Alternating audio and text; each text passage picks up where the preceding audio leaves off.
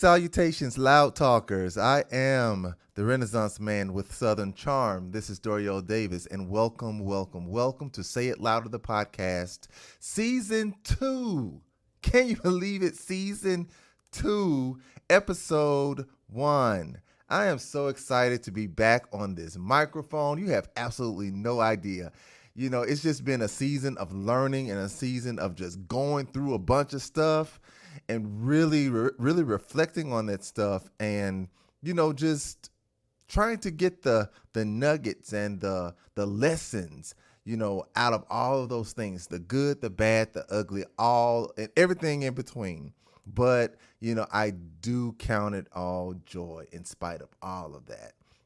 I'm so thankful that you have tuned in as we navigate this space called life. And here we are.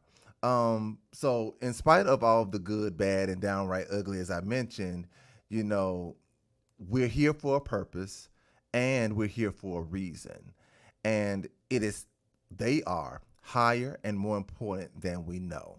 So again, I'm happy that you're here and welcome. I invite you to follow my IG pages at the Doriel Soul and at Crescent Media Productions LLC, where you will find more content and get notifications about new episodes and more. You can also follow me on Twitter at Dr. FD Davis. That's DRFD Davis on Twitter. No matter what platform you have used to tune in and enter this class, I thank you and I'm glad that you are here. And hey, if I want you to have some voice regarding the content that I cover. So what do you want to hear? Is there anything that you would like for me to discuss? Send me your thoughts. And I know you have the question, well, Doria, how can I do that? Send me an email. Send an email to Crescent Media Productions LLC at gmail.com. So I look forward to hearing some of the ideas that you have, and I'll be sure to get to them, all right? So on today's episode, the Inception episode of Season 2, I have a guest on the microphone today. She is someone I respect and someone who, you know, often serves as a sounding board for me. She is an introverted, sassy ray of sunshine, and she has on gold. So, you know, I think she kind of embodies that. You know, she's like a force of nature. She's not the kind that destroys, but the kind that leaves you filled with awe. I remember that. Born and raised in St. Louis, Missouri, and proud of it, she came to Atlanta, Georgia for college and attended Georgia State University and received not one, but 2 bachelor's degrees. Come on, excellence. One in business administration with a concentration in managerial science, and the other in interdisciplinary studies with a concentration in theater.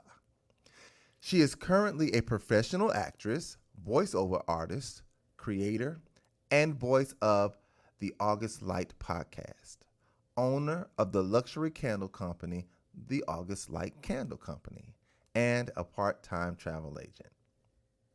She got her first taste of acting in a middle school production of Willy Wonka, the Chocolate Factory. And she also played, now you're going to have to help me with this, Mrs. Beauregard. That's how I would say it. Mm-hmm. And she was an Oompa Loompa. And she says that there's a story behind this. Since then, she's been a part of several independent productions and booked her first co-star role this year, along with some regional voiceover projects. Come on. She is repped by the best agency in Southeast, Atlanta Models and Talent. Woo, woo, woo, woo. Yeah, Atlanta Models and Talent, AMT, is definitely up there. And, you know, of course, one of my faves, Angela Davis, is a part of AMT too. So, yeah. So loud talkers, without, you know, I can't keep, you know, with this introduction. I got to get her in here. Welcome to the mic, Asa Stallings. What's going on, Ace? Oh, nothing. Thank you for having me. I'm excited. This is my first podcast that I get to do where somebody is interviewing me. So it's a nice feeling. Oh, It's a nice and I am the guy. Hey. We're gonna have a good time. We're gonna have a good time. Yes, we always do. I mean, we always crack-a-lacking and we always kicking it. And, we speak about truth. Facts. Facts.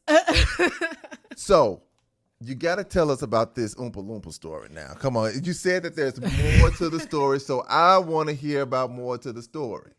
What's more? Give it to us. So, originally, I'm just going to be honest. I was terrible at acting in junior high and 6th grade, right? So I was only cast as an Oompa Loompa originally. Okay. However, we went through like months of rehearsal, getting ready. Like everybody had been cast.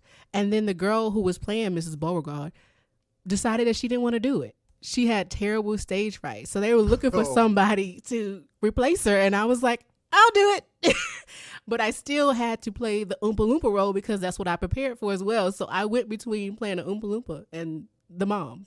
So, but as I remembered Willy Wonka and the Chocolate Factory, Oompa Loompas pretty much were Oompa Loompa Doopity. I mean, what else? That's all it was. Prepare for? Like, we had to prepare all the songs. We had to prepare our attires. The dances? Okay. All that. So we had to prepare all that for Oompa Loompa. And then I would have to get off stage and then change to another character. Wow. Yeah. It was crazy. It was madness for a junior high play. It was crazy. Okay. But I loved it because it's what made me fall in love with acting. Like getting that taste of being on stage, I realized that I actually really loved it. Wow. Okay. Yeah. So your first time acting in that capacity was in middle school. Yep. So it's funny because a lot of my peak experiences with acting and with, performing and singing or whatever, it was at school. If it wasn't in church, it was at school. And I think that's the first place that you get the exposure for that kind of creative outlet is in school. Yeah. Like where else can you find a way to perform in productions unless it's church or school? Right. And I think that's important to have for kids to be able to explore that option because otherwise you'll just end up exploring it when you get to college. True. So. True. Okay. All right. So we're about to get into it. Okay, let's go. All right. And I think we've kind of touched base on this topic just in our own talks, and being on the phone. But I felt like it was important to kind of bring this subject back because it's not going anywhere. It has definitely shifted, acting in a very substantial way. It has, impacted, comedy, comics, and just them being on stage and, folks who are pro, folks who are anti. I'm talking about the whole situation with the Oscars with Will Smith and Chris Rock, right? Now, time has passed and, for a little bit, it amped up. Folks were like, what happened? All over He's such an embarrassment and he overshadowed, his award and Questlove and da-da-da-da-da, all of those things. And, Chris really wasn't saying much. Chris Rock really wasn't saying much. Nope. But see, the thing is, I said, okay, this is going to be a moment. This is going to be a moment, and he's going to take on this moment because he's going to make some moolah out of this. He's going to exploit it for sure. Yeah. I think both of them will be able to exploit it in a certain extent.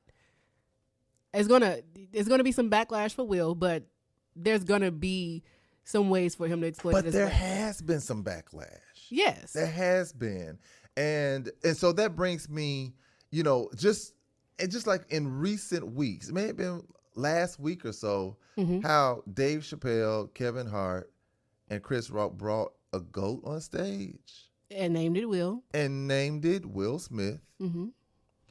Like, okay, we're continuing with this thing now. So I'm going to ask you, whose side are you on? Who, like, when you look at that situation when you go back to the night of the Oscars and you're in front of your television and then you hear the joke, you see the eye roll, you see the laughter, but then you hear uh-oh, and you see the walk and the cow, and the walk off, and then the expletives after that. Mm-hmm. Whose side were you on? Like, what were you thinking at that moment? So my answer is pretty long on this one. I'm not going to lie. Just brace yourself. Come on. So for me, I'm split. I think both individuals were wrong to some degree in this situation. Mm-hmm. I think comedians believe that there should be nothing that is off limits when they're doing jokes, but I believe there should be some limits to what is funny. You shouldn't be able to just attack someone's health. Mm-hmm. You shouldn't be able to attack certain things in life, like someone's sexuality. Mm-hmm. There has to be limits. Mm-hmm. But when those limits are crossed, I don't think someone should be attacked for it. Yeah. I think Black people need to do a better job of establishing what is acceptable for comedy, because part of our culture is rooted in the childhood game of the dozens. True. Truthfully, it's a cruel game because you're sitting there making jokes about someone's mother. So you learn early on how to make fun of someone. Right. That's true. To a certain degree, these jokes can be bullying, and that adds to our trauma. Mm-hmm. So we may try to make light of things in the Black culture just to kind of get through, but there has to be a limit. Like, you are inflicting pain on other people. I think that Chris needs to apologize as well, because when he should have done it in that moment. Because when you look at Jada's face, you see that she clearly did not find it funny. Right. He acknowledged that she didn't find it funny. In that moment, it should have been like, oh, okay, bad joke, my bad, Jada. Especially since Chris was bullied as a kid as well. And he should have had some kind of empathy and been like, you know what, let me read the room. My bad, that was poor taste. He actually said that was a good one. Right. He said that was a good one. Like, he didn't understand how inappropriate that was. That was a good one. Right. Somebody in the audience had to have been like. It was a mixed response. At first, people started to laugh, but then I think they caught wind of Jada's face, mm-hmm. and then it was like, ooh. It was kind of like that pullback. And I think in that moment, instead of him continuing to egg it on, thinking it was funny, he's just like, all right, my bad. That was a bad joke. I'm sorry, Jada. And I think that could have squashed it. That was an opportunity to end it, but it didn't. And to me, in moments of conflict, everyone is at fault in some way. Everyone is at fault. And it takes a certain level of maturity to step back and understand how you played a part in something. Because if a crime is committed, and you witnessed that crime, you could be subpoenaed to come and testify for that crime, right or wrong. Right. So we have to be aware of our cumulative actions that lead to something, and stop playing the victim and saying like, oh, I don't know why they did that after we didn't poke the bear several times. Are you really surprised that the bear attacked you after you sat there and poked the bear? Yeah. Like, really, how much is someone is supposed to take? And sources have said, the Jada joke was not a part of the script. Oh. Right. So he went off the cuff with the joke. We all know that Oscars have to approve certain jokes. And we know comedians can go off the rail. True. But I think Chris wanted to kind of get some shock and awe, so he threw that joke in there. But why her? That's the other part. People forget. Now, we don't know Chris and Will's relationship. We don't know the history. The public don't have access to that. But people forget that in the 2016 Oscars, Chris made jokes about the Smiths then. He did. That was when Jada was upset because Will didn't get nominated for the Concussion movie. Right. And they were protesting Oscars, and then there were no other Black nominees during this Oscars. This is true. And Chris was the host. And I think he made some poor jokes then. I think he made some poor judgment in his opening comedy then. And to me, he was kind of pandering to the white audience. He was perpetuating that it was okay to laugh at black people's struggles and all that stuff. I didn't think his opening was cool then, because I'm like, you sitting here saying a lot of black jokes to a room full of white folks mostly, and they sitting here laughing and thinking it's cool. Now, some people say that Will think that Will and them should get over, Will and Jada should get over that. It was however many years ago. Yeah. Or Sticks and Stones, Break My Bones, Words Will Never Hurt Me. That's crap. It is. To me, that's like some narcissistic shit. That's some bullying shit. It gives off this impression that, okay, first off, like, you can't have feelings. It's weakness to have feelings. It's telling somebody how they should feel, how long they should take to heal from something. Mm-hmm. You cannot do that. Right. You cannot do that. Because you don't know a person's story. You don't. You don't know what they've gone through. I mean, and this is, I bought Will's book because I want to know more about his life and some of the things that he went through as a child. And one thing that I found out was that, you know, the whole situation with his dad was very abusive to his mom and him, I think. Exactly. And I'm sorry, but that does take an effect on a boy child. It does. It does. It takes an effect, you know, to see as a male, to see your mother being hit by someone, your father, and that someone also being your father. It's traumatic. It is. And I think he's done a lot of work to try to work through that, but it's still there. Right. It still can be triggered. It still can be triggered. So you can be in therapy for your whole life. Your whole life. Your whole life. But it takes just one thing to be said or to be done that would take you back to that place of trauma. Exactly. Now, I will say, Will was wrong for slapping Chris. I can say that. Yeah. I don't believe anybody should get angry enough where they put their hands on someone. To me, that's a cardinal sin. Because if somebody else was on the other end of that slap from Will, that could have been a full-on fight. It could have been, yeah. That could have went real left. And I think Will knew that to a certain extent. But him witnessing that joke and witnessing how Jada felt, and it probably triggered something for him about how his mom felt. And being a protector. And feeling like he couldn't protect his mom. Now let me try to protect Jada. Yeah. So his ego was a little bruised. So he was like, you know what? I got to do something. But I also think he shouldn't have kept egging it on afterwards and like, don't talk about my wife. Don't keep my name, my wife's name out your mouth. That, you had already hit the man. Let that go at this point. Because you already crossed the line. You crossed the line. But putting into the context with the 2016 Oscars and that being about, 6 years ago? Who knows what else transpired between those 6 years? That's just the concept of poking a bear. And that bear snapped on your ass. Oh, man. So, yeah, it's what it is. Like I said, Will was wrong for slapping him, but his feelings were not invalid. Will's feelings cannot be invalidated in a situation. Yeah, okay. Now... I told you it was a long one. But it was good. I mean, that was an honest answer, because the thing is, you have people who are saying that, oh, there was nothing wrong with what Chris said. He's a comedian, and you find that there are a lot of comedians who say it's comedy, and I'm going off of my life. But see, at the end of the day, there could be somebody in the audience who could be triggered by something that you said, especially when comedians go after people in the audience. Yep. I know of a person who was targeted by a comedian and has shifted the way that they present themselves in life now. Say, for instance, let me think of an example, because I in no way want to give this person's identity away, but say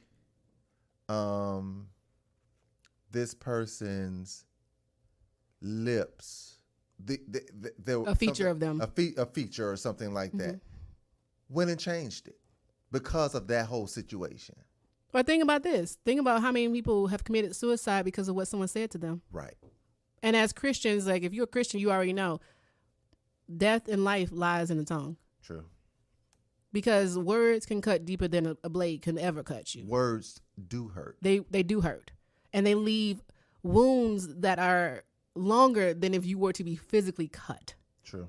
They take a lot, emotional wounds take a lot more to heal than a physical wound that your body can naturally heal. That's true. And I don't think it seeps into your mind. It seeps into your it seeps into your entire being, your spirit. Yeah. It seeps in. And it just stays there, and it grows, and it festers until it is dealt with. And sometimes you can get to a point where you can manage it. Right. Right. There are times when, someone can build up so much resistance to where it's like it's not even there. Mm-hmm. But then there are times when it is right there under the surface. And when you cut, it comes gushing out. Exactly. And people may not say it's healed, but healing is not always about getting over something completely. True. Healing is being able to cope with something, to be able to not respond the same way you have been responding in the past. That is a form of healing. Yeah. Healing does not mean that you forget. You forgive, but you don't forget what happened to you. You don't. Because that shapes you and how you move and how you approach life. Right.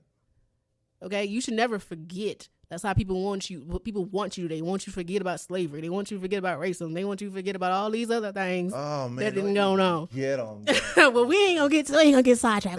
That's a whole different. That's another episode. We're gonna have to come back together again to do that one. Okay. Yeah, because that's a whole thing that I really think that we need to touch on. The way this country is going right now. I mean, I don't even think that people really see. They're taking out books. I mean, it's already been kind of crafted in a way where it's been whitewashed, and now folks have fought against that, and they're saying that I've done research. I'm going to put this out there. I'm going to put this in a book. I'm going to put this in a documentary, and I'm going to put this in libraries. And what's happening? They're taking them out of the libraries. Let's get rid of all the history of this country because it makes me feel bad. It makes us feel bad. Right, your feelings are not invalid. Crying, but because they were talking about slavery. Please, your daughter needs to know about these things. This is American history. But can I get my money back for the work that my ancestors did? Can I exactly? Are you gonna compensate? My feelings hurt. Right, my feelings hurt too. It's like, you gonna compensate us? Right. Where the reparations at? Nah. Okay, we ain't gonna get sidetracked. Go ahead with your next question. Go ahead with that next question. So, do you think that because of our hosts, the hosts of the Oscars, Wanda Sykes was one of the hosts. It was, Will Packer was at the helm of this, right? Of this event, and this happens. Do you think that it was an embarrassment to Black people? Yes. Or is it that deep? Yes and no. Yes, because for some people, Will's actions validated how they felt about Black people and what they thought or believed that Black people were. The angry Black man? Yes. Mm-hmm. And for other people who have a more whole view of Black people, they understand that Black people aren't monolithic. Mm-hmm. And his actions are his actions alone. I think that the idea that one Black person's decisions or actions are a reflection of all Black people is unique to Black people. But I think as Black Americans, we need to make sure we aren't perpetuating that idea, because it is a false idea that makes it very hard for us to make progress. We are all connected, but the reality is we all aren't the same. Just like every white person is not the same, every Asian is not the same, every Latina is not the same, every Mexican is not the same, and so on and so on. So why is it that we have to be? I think it's because our unique position in this country. I think our history makes us have a very unique and one of a kind experience that from since we were brought over on slave ships, we have been grouped together as how we are going to be. If that makes sense. Because it does make sense. Think about how slavery came about. It came about because of separations. It came about by calling out people's differences, and doing that is kind of what got you to slavery. And then when you got through slavery and we got to the Jim Crow era and all that jazz, then you see that they've always said we're going to treat you all the same so that we can continue to oppress you all. Mm-hmm. So that we can make sure that if we could say this one thing about all of you, we don't have to give you all rights. We don't have to treat you like humans. We don't have to do X, Y, and Z. Mm-hmm. So if we sit here and say Will's actions represent every black person, that's like saying all black people are criminals. Right. It's not true. We're human beings. And I think people will fail to see that when they look at black Americans. We're human beings. We are very different from one another. We share some similarities, but we're very different from one another. True. We were on, our ancestors were on slave ships and they came from different tribes. Exactly. You know. But to white people, they think that all tribes are the same. It's the same thing what they did with Native Americans. All these Native Americans are uncivilized animals. Like, it's a game and a ploy to remain in power. So no, I don't think his actions embarrassed us all. I think it embarrassed him and invalidated some things for some people. But I think at the same time, I'm not going to accept that as a collective representation of us. Yeah. So, how do you think it has altered the way black men are looked at in TV and film? Honestly, when we think about what we already have out there, I don't think it did anything to tarnish that. You don't think so? Not completely, no. Because most of Hollywood already thinks black men are violent or thugs or whatever anyways. Think about the majority of the shows we have. And let's get into it. We don't have a lot of, positive shows. We got a lot of shows that are violent, abusive, or toxic on some level. Mm-hmm. Is what we have for black people in general. Our culture is trying to do better by getting more representations of black life, of how different we all are, our black experiences are, but I don't think it's shifted in one way or another. I really don't, because you're still going to have those people who love shows like, and there's nothing against these shows, like Black Mafia Family, Power, Snowfall, the drug shows, the shows that are going to glorify the drug life, the thug life, the gangsters and all the criminal stuff. And then you're going to have the shows that are like Blackish or something. Or you're going to have like your Queen Sugars. Mm-hmm. They're going to give you a different experience. But there's still some level of struggle within those. Why do you think that there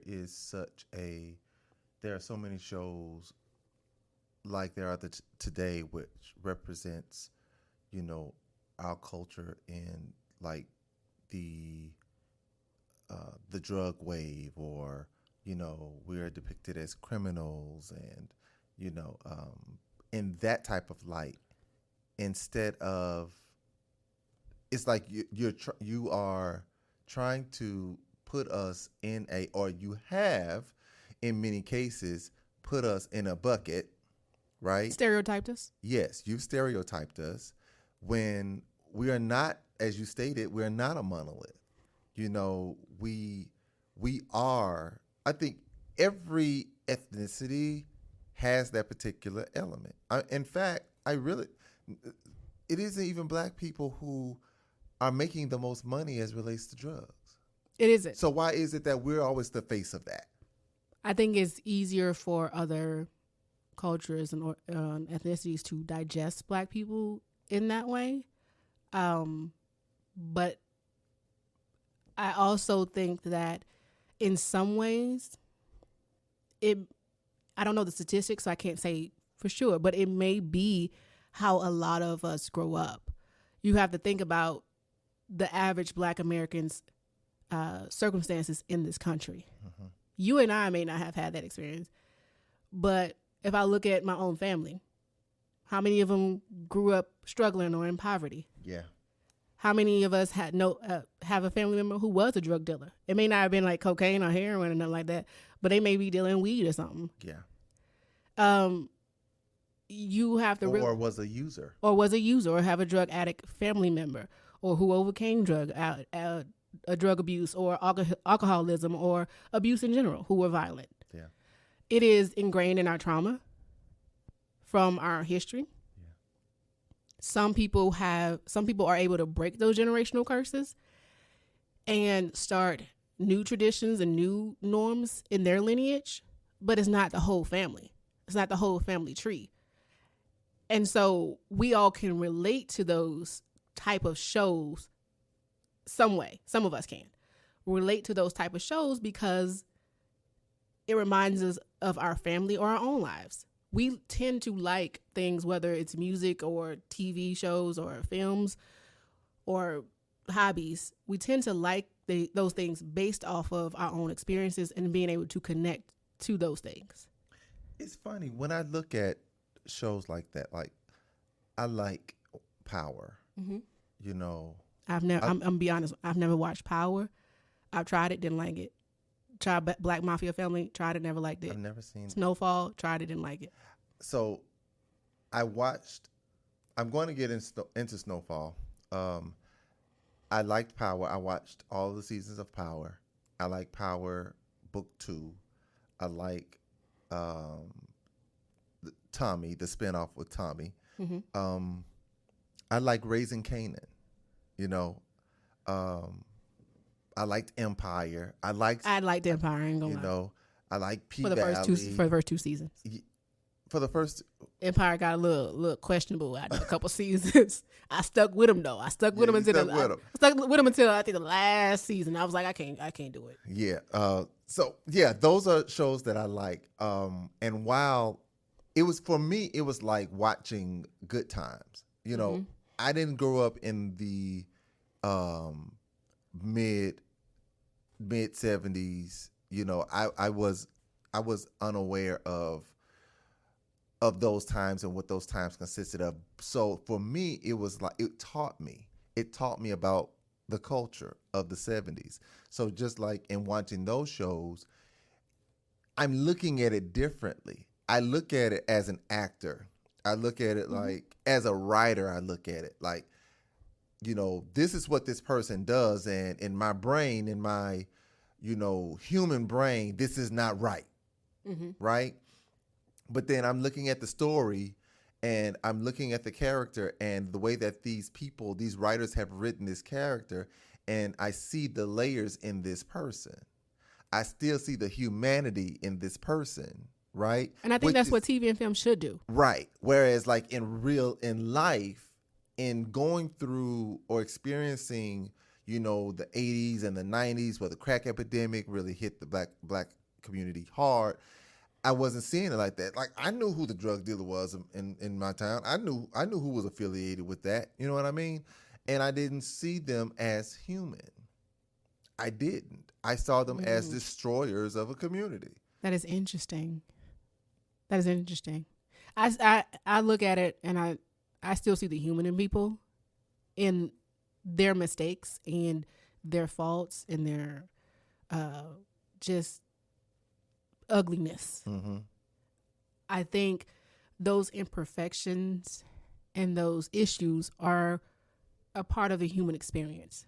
And that may be why Black people have so many stories like that, because we do have a lot of ugliness that we navigate in a day-to-day. Even struggle, yeah. Even if you are wealthy and you live in the county or like the outskirts, you don't live in the city, you live in a wealthy area, or you have a nice house, a nice car, a nice job, you still have some level of struggle because that's the human experience. And it's coupled with, the Black part being, the racism you experience, the discrimination, all that. But here's an interesting thing that I just thought about. Like, okay, when we talk about the drug issue and how it's depicted on TV, right? Mm-hmm. It looks very, very ugly for black people, for black characters. Mm-hmm. But it doesn't look that way for white characters. Like if they sniff some coke, it still looks like you're partying. Because like, that's the image. It's just me having fun, and I'm just going to get high. It's like there's a disparity even in that. It's called basically trying to shape the narrative. You got to realize still who is the head honchos a lot in the industry that controls marketing, that controls your TV shows, your film productions. It ain't people that look like us. So you're going to be very careful of the narrative that you craft. You'll give them a little shady characters, a little shady stuff like, the mafia and like some crooked cops and stuff like that. But it ain't going to be as nearly as gritty as the black experience. It just isn't. And it's going to take more than Will slapping somebody to change that. Like, that's just like, oh, that's just them being them.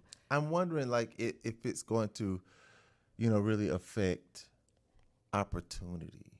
I don't think it's going to affect opportunities for all black people because, let's be real, black people make a lot of money for the film and TV industry. I think it's going to affect his bag. I think people are going to pull back just a little bit from him, like the big productions, but he's still going to be able to still work to a certain extent because there are some people who just aren't going to separate from him because a lot of people understand, I think, that he made a mistake. Yeah. Some people don't get that. He made a mistake. It was a human mistake. Is it a appallable, like harsh, like bad mistake that you don't want to see somebody make? Yeah, it's kind of like the top one of the top few that you don't want to see nobody do. But is it unforgivable? No. Right. All right. It's forgivable. Yeah. It's forgivable. Yeah. Because I was going to ask you, do you think that there was something more under that? Like, and I think we kind of touched on that, just with, his beginnings and the things that he saw and, just being in that moment. And sometimes you could just be in a moment. Yeah. I think there was more to it, though. I think because you look at how long it took him to go up there and do it. It wasn't an immediate flippant reaction. It was a laugh. It was like he said the joke.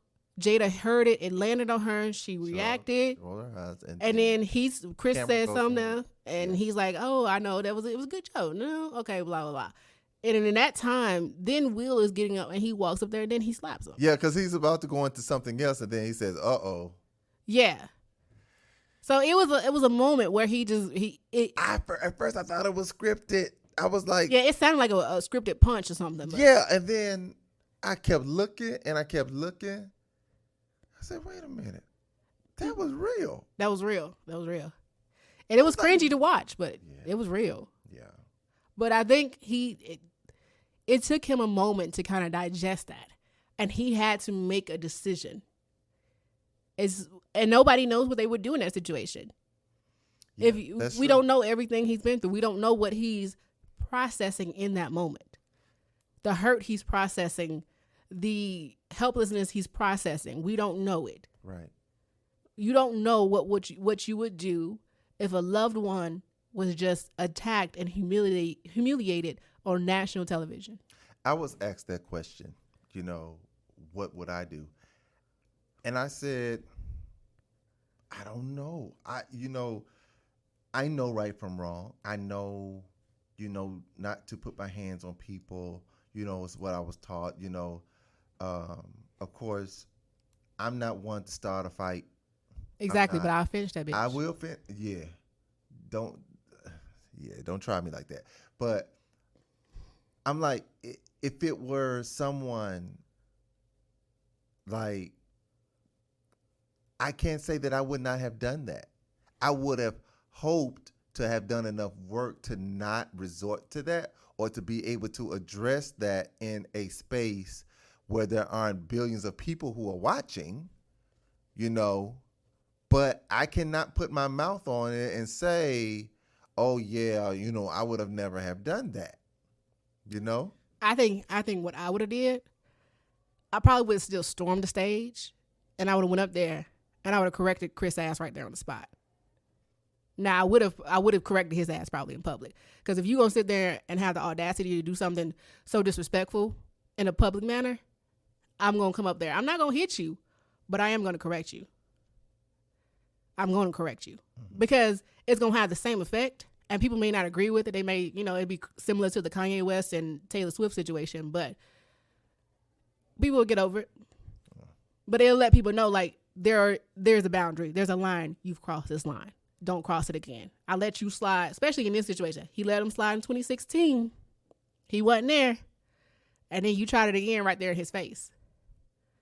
Like, what makes you keep picking jabbing at certain individuals? Yeah. Why keep perpetuating that? Like, what is your issue? What is your issue with them?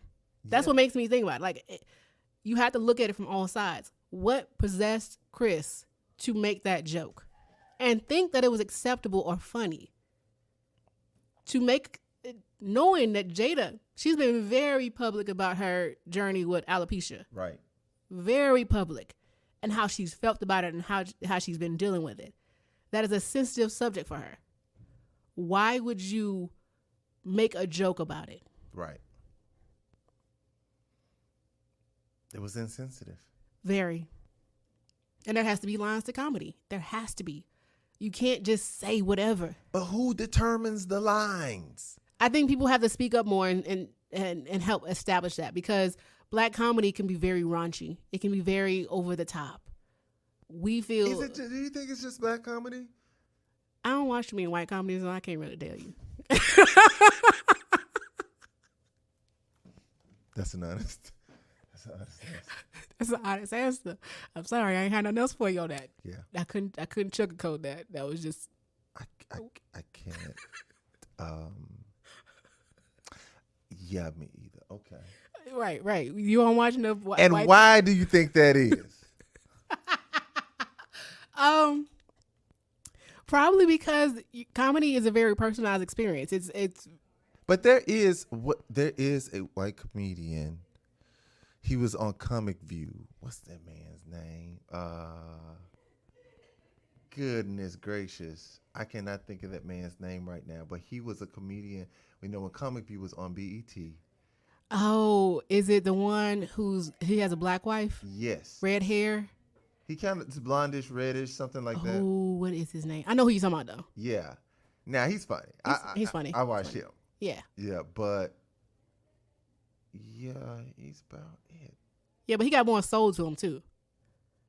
You gotta recognize what you relate to in comedy. I realize that I don't like a lot of slapstick, stupid comedy. Mm-hmm. Like growing up, I probably could tolerate like your Jim Carrey's and Ace Ventura, Pet Detective. But I liked Jim Carrey in Living Color. I did. I liked him in some stuff, I liked I like Adam Sandler sometimes, but if you ask me if I like Will Ferrell, I don't get his comedy. I don't like it. Yeah. There are certain people that you just don't connect with. You don't find the humor in it. And I think we just look for what we can relate to.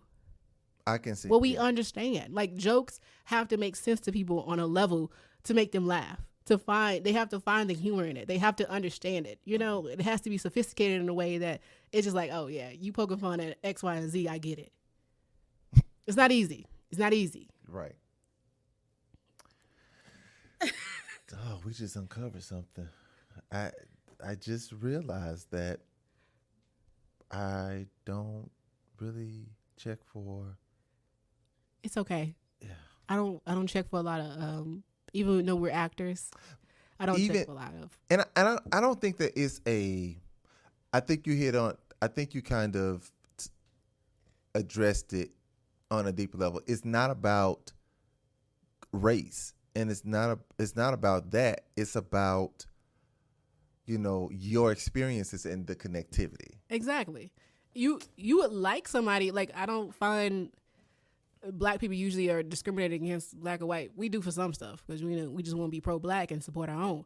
But I feel like when it comes to comedy, you're finding something that you can relate to. Because if you don't get it, if you don't understand it, and you got to do too much thinking to get the punchline, you're just like, this ain't funny.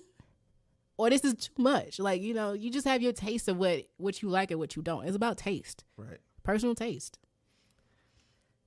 Okay. What you got next? So, we talked about. It's like, do I hear a fly? A fly? Yeah, I hear I don't know.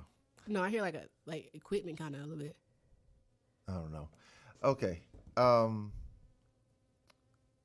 So Will Smith, he apologized recently. Yep. And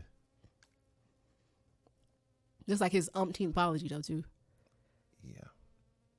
He has been apologizing, and I know he worked with Chris Rock's brother, Tony Rock, in it was the sitcom. It was the sitcom with Dwayne Martin. I think it's called All of Us. All of Us was the name of it. And Tony Rock played a supporting character on there. But it was produced. I think it was produced by Will and Jada. So he apologized, and there were some people who there were some questions that he had to answer. Yeah, I saw it. Yeah, and we spoke about is it affecting his bag? I think a good thing to really talk about is the fact that I think about Bel Air. That Bel Air has become this new thing, this new entity. It's a drama, and it is I'm not gonna say it is doggone good. It's real good. Real good. And that Jeffrey is fine. Just had to say that. He's fine. Asa shooting a shot. All right, Asa. I might need his son or somebody if he got a son or something young. But he's still fine for a zaddy. Okay. I guess I think about, do you think that they will be negatively affected by this? Do you think, they're going to pull Bel Air? No. And I hope that they don't, because I love the show. They won't. They already got to renew for season 2. They won't. Oh, when did that come out? I don't know, but I saw it recently on social media. I saw they were getting to season 2. It's not going to affect them because they may just say, you know what, we don't want you involved in this. Bye. You know what I'm saying? You can't be EP. They may have him step back, but they going to still get their bag from that show. They just going to take his bag for the show. Because that's an awesome show. It is. So I don't think acting is good. Acting, the casting, all of it. I think the story. I need them to do a little bit better with the decor that's in the kitchen. The kitchen is a little weird anyways, but we're not going to talk about that. We're not going to talk about how their kitchen is like a little dated compared to the rest of the house. But right. But we're not going to go there. Let's not get distracted about the wrong thing. Story. Y'all see how our conversations go? It's like, focus. Right. But no, he's still gonna do the next Bad Boy movie. Martin Lawrence is not backing away from being his friend. Kevin Hart's not really backing away from being his friend either. Well, why did Kevin go on the stage with the GOAT? Because Kevin Hart is a fool. Kevin Hart is friends with both of them. He's gonna find a comedy in the situation. But he has already said that he's still supporting Will. He's still friends with Will. He's still friends with Chris because he did the interview with Chris, but that was done before the slap. Yeah. But I don't think Kevin Hart is going to pick sides in the situation. Kevin is about his bag. He about his bag. He about his money. Yeah. So he ain't gonna pick sides. And I think maybe some of the studio heads will pull back from him on some major projects that he may have had down the line. But the reality is, if they're gonna make another Bad Boys movie, Martin Lawrence is gonna do it with him. That's gonna be another blockbuster hit. He's going to see some backlash for a while, but I think he'll bounce back. It'll be similar to Johnny Depp in a lot of ways with the whole Amber situation. He gonna lose some stuff, but then eventually he'll have to just work his way back to it.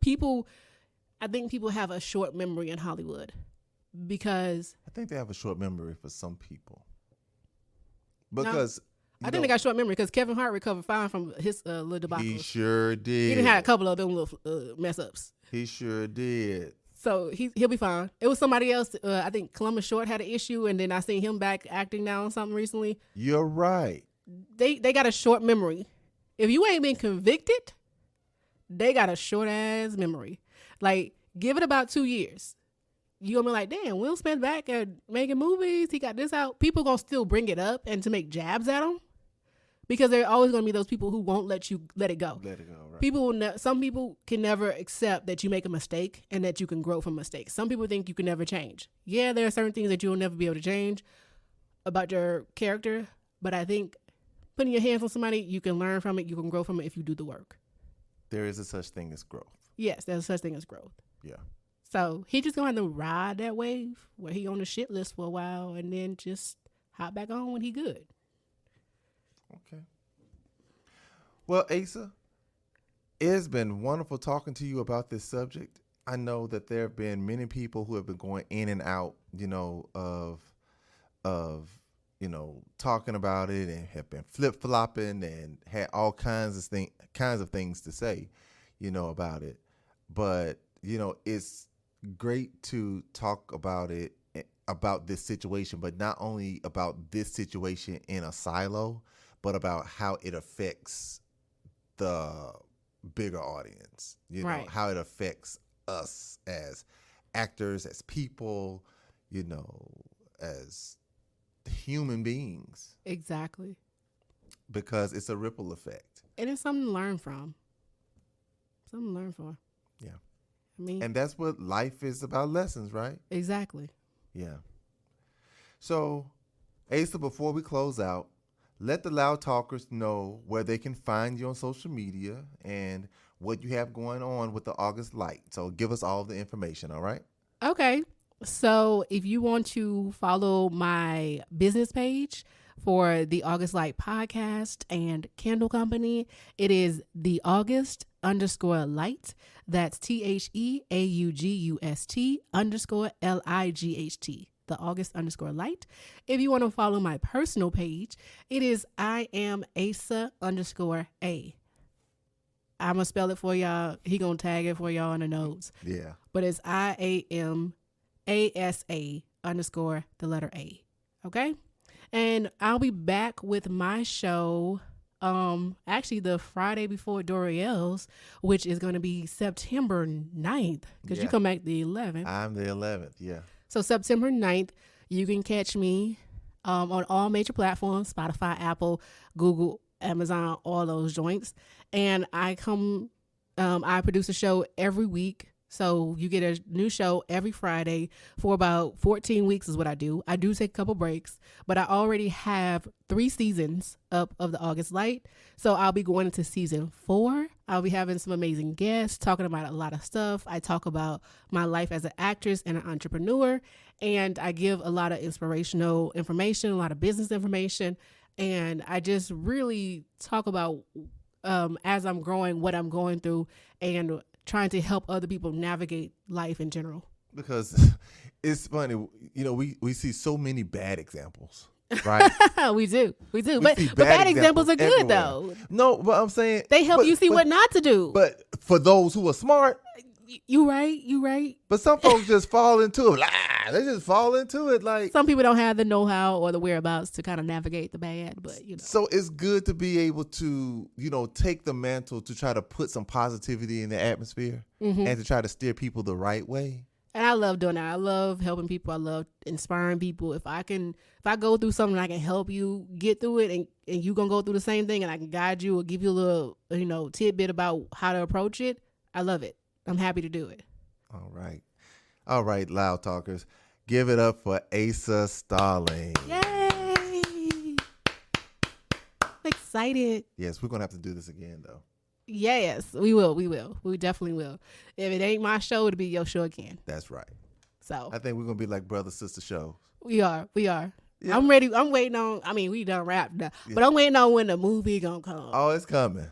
That's already know that's gonna be the next time I definitely have to have you on the show. Yeah. Because I need people to know about the project. We are almost there. Okay. We are almost there. Okay. Yes. So I don't want to give too much. You ain't got so. Because the thing is, you gotta protect your. You gotta protect your baby. You gotta protect your stuff because everybody ain't rooting for you. I know. You know what I mean? So yes, we're almost there, and I'm excited. we're gonna be back. I'm excited. With the fullness thereof, we're gonna be back. Cool. Okay. All right. So, Loud Talkers, thank you for tuning into another episode of Say It Louder, the podcast.